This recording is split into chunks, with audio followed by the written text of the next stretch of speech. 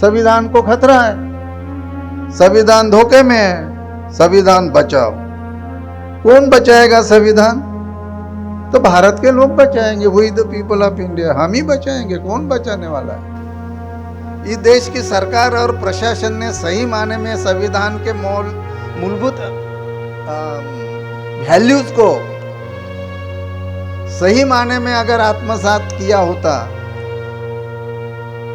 तो आज जो वातावरण देश में पैदा हुआ शायद होता। हम ये कह सकते हैं कि इस दौर सियासत का इतना सा फसाना है, इस दौर सियासत का इतना सा फसाना है, बस्ती भी जलानी है और मातम भी मनाना। ये सरकार बस्ती भी जलाती है, मातम भी मनाती है, और बेईमानों के हाथ में, जातिवादी धर्मांधता के हाथ में, कारपोरेट के हाथ में, ब्राह्मणशाही के हाथ में, भांडवलशाही के हाथ में संविधान अगर जाएगा तो वो बचेगा कैसा? कौन बचाएगा उसको? सोचना होगा। सत्ता में बैठा जो भी आदमी होगा, कोई भी हो, किसी भी जात का हो, धर्म का हो, पंथ का हो, अगर वो गलत काम करता है, संविधान के खिलाफ काम करता है, तो उसे हमें सवाल पूछना पड़ेगा।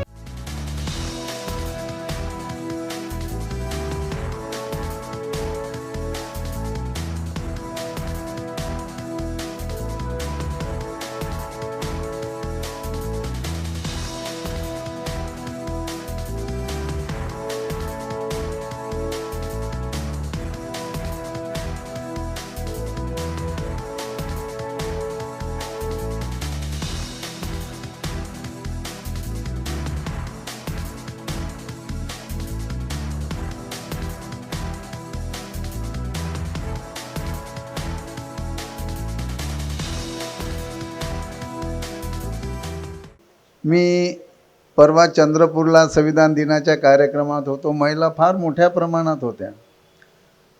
मी त्या महिलांना विचारलं की 25 नोव्हेंबर 1949 डॉक्टर बाबासाहेब आंबेडकर यांचं भाषण किती लोकांनी वाचलं?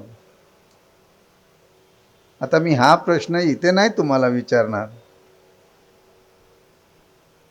एकाही महिलेचा हात वर झाला नाही. पुरुषांना विचारलं, मोठ्या संख्येने होते, 2-4 लोकांनी हात वर केला.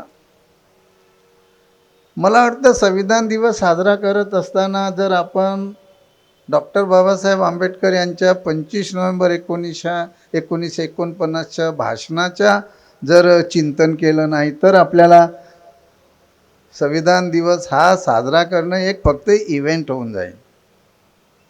संविधान दिवस कशासाठी साजरा करायचा? तर ती संविधानाची मूल्य रुजली पाहिजे. काय मूल्य आहेत? समता, स्वातंत्र्य, बंधुता, न्याय, व्यक्तीची प्रतिष्ठा, राष्ट्राची एकता, एकात्मता. प्रिॲम्बल वाचला आपण, इथे उल्लेख झाला. 2005ला मी CO म्हणून असताना प्रिॲम्बल वाचन शाळेतून व्हावं असा मी माझ्या अधिकारात निर्णय घेतला आणि तो मी पूर्ण करून दाखवला. पुढे देशभर झाला. आता 2015 पासून 5ला नागपूरच्या भूमीतून, धम्मक्रांतीच्या भूमीतून जो उपक्रम सुरू झाला तो देशात पोहोचला. वेळ लागतो. ज्या संविधानाने देशाचा कारभार चालतो ते संविधान लोकांपर्यंत घेऊन जाण्याची काय म्हणू त्याला अक्कलच म्हणू, ती शासनाला फार उशिरा आली असं म्हणते. ती यायला पाहिजे होती. प्रजासत्ताक दिवस जसा साजरा करतो तसा संविधान दिवस साजरा संविधान अंगीकृत केल्यानंतर जर केलं असतं तर या देशाचं चित्र वेगळं राहिलं असेल. असो अनेक गोष्टी आहेत. मी प्रशासनात इतके वर्ष 29 वर्ष काम केले. चांगले वाईट अनुभव आहेत. पण मी असं मानणाऱ्यापैकी आहे की संविधानाचे जे संस्कार आहेत ते संस्कार हे अंगीकृत करून त्याप्रमाणे वर्तन करण्याचे आहे, फक्त ते बोलण्याचे नाही आहे. देशभर आज संविधानाची प्रिॲम्बल वाचल्या जाते. प्रिॲम्बलच्या शब्दातला अर्थ, the meaning of the preamble. What is preamble? क्या है प्रास्ताविका? क्या बताती है? क्या रिजोल्यूशन है प्रास्ताविका का? काय कमिटमेंट आहे हे जोपर्यंत आपल्याला समजणार नाही. एकीकडे आपण म्हणतो संविधान को खतरा है, संविधान धोखे में है, संविधान बचाओ. कौन बचाएगा संविधान? तो भारत के लोग बचाएंगे, वही द पीपल ऑफ इंडिया, हम ही बचाएंगे. कौन बचाने वाला है? और संविधान बचाने का अगर है तो फिर हमें संविधान ने जो मूलभूत अधिकार, मौलिक अधिकार दिए और जो हमारे फंडामेंटल ड्यूटीज है, कर्तव्य बताए, उसको जानना पड़ेगा. और जो हमें जो फंडामेंटल जो राइट है उसको समझना होगा और वोटिंग पावर जो मिला है उसका सही इस्तेमाल करना होगा. आज की सरकार, कल की सरकार, सरकार सरकार होती है. हमने देखा प्रशासन में सरकार प्रशासन क्या होता है. इस देश की सरकार और प्रशासन ने सही माने में संविधान के मूलभूत वैल्यूज को सही माने में अगर आत्मसात किया होता तो आज जो वातावरण देश में पैदा हुआ शायद होता. हम ये कह सकते हैं कि इस दौर सियासत का इतना सा फसाना है, इस दौर सियासत का इतना सा फसाना है, बस्ती भी जलानी है और मातम भी मनाना है. ये सरकार बस्ती भी जलाती है, मातम भी मनाती है. इस तरह की सरकार बाबा साहब के संविधान को कबूल नहीं है. बाबा साहब ने कहा था कि संविधान कितना भी अच्छा हो, चलाने वाले लोग ईमानदार होने चाहिए. जिनके हाथ में अधिकार है, संविधान है, कानून है, शासन प्रशासन के लोग, कार्यपालिका के लोग, एग्जीक्यूटिव के लोग, कायदे मंडल के लोग, पार्लियामेंटेरियन ईमानदार हो. उन्होंने कॉन्स्टिट्यूशनल मॉरलिटी की बात कही थी. मैं ये थोड़ा थोड़ा इसलिए बोल रहा हूँ कि आप सब एनलाइटन लोग हो. आपको क्या मैं संविधान के बारे में बताऊंगा. अगर संविधान अच्छा साबित तब होगा कि संविधान चलाने वाले लोग ईमानदार हो. यहाँ बेईमानों की संख्या बढ़ रही है. विवेक कुमार जी, आप दिल्ली में रहते जानते हैं. और बेईमानों के हाथ में, जातिवादी धर्मांधता के हाथ में, कारपोरेट के हाथ में, ब्राह्मणशाही के हाथ में, भांडवलशाही के हाथ में संविधान अगर जाएगा तो वो बचेगा कैसा? कौन बचाएगा उसको? सोचना होगा. क्या है? सिंपल है संविधान. संविधान इंसान को जोड़ने का काम करता है. क्या है संविधान? दर्जनों भाषा, सैकड़ों विधि, हजारों विधान है जो जोड़कर सबको साथ रखे, वो संविधान है. क्या है संविधान? ये सिर्फ कानून का दस्तावेज नहीं है, ये सोशल डॉक्यूमेंट है, लिविंग सोशल डॉक्यूमेंट है. जिंदा आदमी को जिंदा रखने वाला है, उनके अधिकार की रक्षा करने वाला है. तो ये सिर्फ धारा कहने से नहीं होगा. तो ये संविधान जिन लोगों को कुछ नहीं मिला आज तक जो संविधान ने दिया, उन लोगों तक ले जाने का एक कार्यक्रम भी हमें चलाना पड़ेगा. हम जिस इलाके में बैठे, यहाँ से कुछ अंतर पर रहाटे टोली है.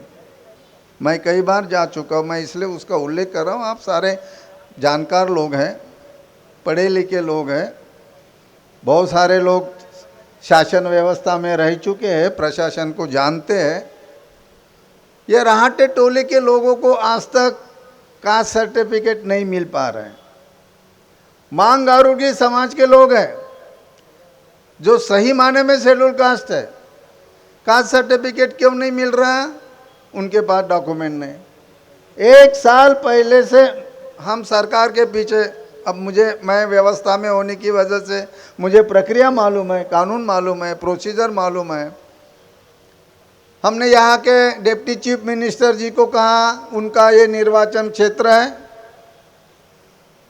हमने यहाँ के पार्लियामेंट के जो सदस्य हैं, केंद्रीय मंत्री है, उनसे भी कहा कि इन लोगों के जो बेसिक सवाल है उनका, अगर वो कास्ट के होने के बावजूद भी अगर उनको कास्ट सर्टिफिकेट नहीं मिल रहा, तो सरकार ने जितने भी शेड्यूल कास्ट के लिए योजनाएं लागू की होगी उसका उनको कोई फ़ायदा नहीं मिलेगा, क्योंकि कास्ट का सर्टिफिकेट बताए बिगैर ना शिक्षा में कोई उनको सहूलत है, ना नौकरी में कोई योजना में सहूलत है।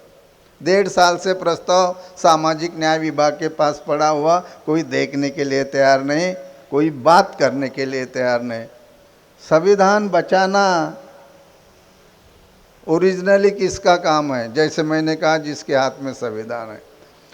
ऐसे लोग अगर प्रशासन में बैठे होंगे कि जो खुद शोषण करने वाले हैं, खुद भ्रष्टाचार करने वाले लोग हैं, जो ईमानदार नहीं है, संविधान के प्रति उनकी कोई निष्ठा नहीं है, जो प्रस्तापित लोग हैं, मैं उनके बारे में बात नहीं करता, उनको भी समझाना पड़ेगा। लेकिन जो संविधान के बेनिफिशियरीज है, उनकी क्या पहल है? क्या संविधान ने उन्हें कहा है कि गरीबों का शोषण करो? क्या संविधान ने उनको आज़ादी दी है करप्शन करने की? क्या संविधान ने उनको ये कहा है कि आज का काम 8 दिन के बाद करो, गरीब आदमी को चक्कर लगाए बैठो? कोशिश होनी चाहिए, और ये हो सकता, नहीं हो सकता ऐसी बात नहीं है। अगर हमें कॉन्स्टिट्यूशनल मोरालिटी को और संविधान के प्रियम्बल में जो मौलिक तत्व दिए हैं, अगर उसको हम इस्तेमाल अपने अंगीकार करेंगे और अपने जीवन में इस्तेमाल करेंगे, तो हम ये काम कर सकते हैं। मैं 29 साल प्रशासन में था। अब मैं ज़रा सीधी सीधी बात बोलते रहता हूँ, लोग नाराज़ होते हैं। उनका कहना रहता कि नहीं नहीं, अपने आदमी ने कुछ भी किया तो भी चलेगा। मैं कहता हूँ नहीं चलेगा। कैसे चलेगा? वो तो सामाजिक न्याय की बात करने वाला आदमी है, वो अन्याय कैसे कर सकता है? नहीं कर सकता वो अन्याय। कोई शोषण करने वाले, बाबा साहब ने कहा था शासन करती जमात बनो। अब शासन करती जमात अगर शोषण करती जमात बनने लगेगी तो संविधान का क्या होगा? हमें अपने आप को पूछना पड़ेगा कि मैं जिस भी व्यवस्था में हो या नागरिक हो, मेरा कंट्रीब्यूशन ये देश निर्माण में क्या है? संविधान से हम चलेंगे तो देश निर्माण हो सकता है। और इसलिए हमारे जो संविधान के जो उसूल है, जो विचार है, उसके साथ हमें चलना पड़ेगा। 2 दिन का यहाँ इतना सुंदर आयोजन है, घर घर संविधान। विवेक कुमार जी, हमने 1 साल पहले प्रधानमंत्री जी को हमने संविधान फाउंडेशन की ओर से एक निवेदन किया और हमने कहा कि आज़ादी के 75 साल हो गए, घर घर तिरंगा हो गया। ठीक है, क्योंकि सरकार में आजकल इवेंट बहुत होते हैं, इवेंट की सरकार है, तो हमने बोला चलो एक इवेंट ये भी कर लो, घर घर संविधान का कर लो। 2024 में 26 नवंबर 1949 को 75 साल होंगे और प्रजासत्ताक को 2025 में भी 75 साल होंगे। तो ये संविधान दिन 26 नवंबर और 26 जनवरी, ये दोनों दिन संविधान की निर्मित है, संविधान से आए हुए हैं। संविधान सभा ने उसे मान्यता दी है और भारत सरकार ये दोनों दिन अभी सेलिब्रेट करती है। इसलिए सेलिब्रेट करती है, संविधान दिन सेलिब्रेट करते हैं क्योंकि संविधान की जागरूकता हो। इस साल भी अभी 13 नवंबर को कैबिनेट सेक्रेटरी ने एक आदेश निकाला कि फंडामेंटल ड्यूटी पे फोकस किया जाए। हमारा नागरिक के कर्तव्य, नागरिक अपना कर्तव्य निभाएंगे, लेकिन प्रशासन में जो लोग हैं उन्हें ज़्यादा समझाने की ज़रूरत है कि फंडामेंटल ड्यूटी क्या होती है, प्रियम्बल में जो बताया गया वो क्या होता है, समता क्या होती है, स्वतंत्रता क्या होती है, न्याय क्या होता है। हमने उनसे ये भी कहा था कि सरकार के अधिकारियों को संविधान प्रियम्बल समझाने के लिए वर्कशॉप की लेना चाहिए, उनको समझाना चाहिए। नेताओं को 25 नवंबर 1949 का डॉक्टर बाबा साहब आम्बेडकर का संविधान सभा का भाषण बहुत सारे नेताओं को पता नहीं, आमदार खासदार पता नहीं। आपके इलाके के आमदार को पूछिए कि 25 नवंबर को संविधान सभा में बाबा साहब ने क्या कहा था, उनसे पूछिए क्या इशारे दिए थे, क्या बताया था। हमारे देश की आज़ादी को हम बरकरार रखने के लिए एक नागरिक के तौर पर क्या करना चाहिए, पॉलिटिकल पार्टी ने क्या करना चाहिए, अपोजिशन पार्टी ने क्या करना चाहिए, जुडिशियरी, एग्जीक्यूटिव, लेजिस्लेटर ने क्या करना चाहिए और नागरिकों ने क्या करना चाहिए, ये सारी चीज़ें 25 नवंबर 1949 के भाषण में उन्होंने दिया। हमने सरकार से ये भी निवेदन किया, विवेक कुमार जी, और ये देश का संविधान है तो पार्लियामेंट का सेशन प्रियम्बल पढ़ के क्यों नहीं शुरू हो सकता, करना चाहिए। विधानसभा का सत्र प्रियम्बल पढ़ के क्यों नहीं शुरू होना चाहिए। विधानसभा में वंदे मातरम कहाँ जाता है, लेकिन प्रियम्बल पढ़ के संविधान का सत्र शुरू नहीं होता।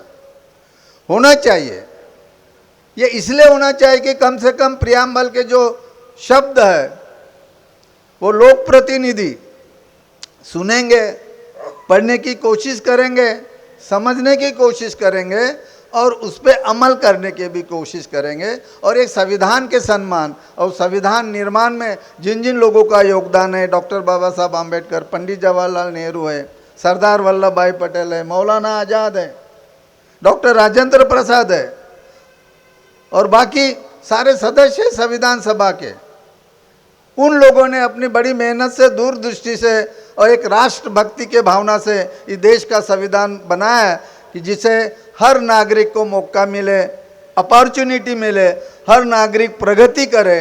और इस तरह का इतना सुंदर संविधान है, ये विचार उसमें है। और इसलिए हम अगर कुछ गलत हो रहा तो हमें चुप नहीं रहना चाहिए।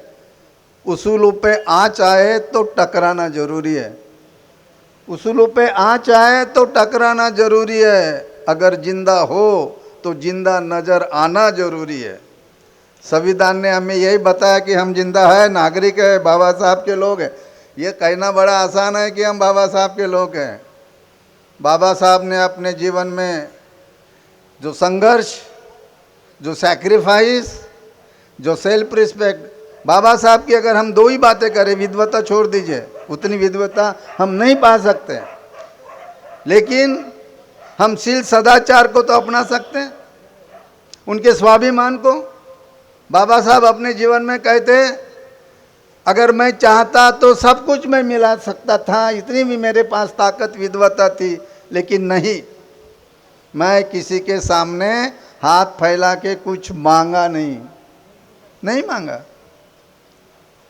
जब देश स्वतंत्र हुआ 1947 को, तो गांधी जी के कहने पे पंडित जवाहरलाल नेहरू बाबा साहब के पास को जाना पड़ा और बाबा साहब को कहना पड़ा कि आप ये नेशनल कैबिनेट में आइए, आपकी ज़रूरत है, यू कम हियर।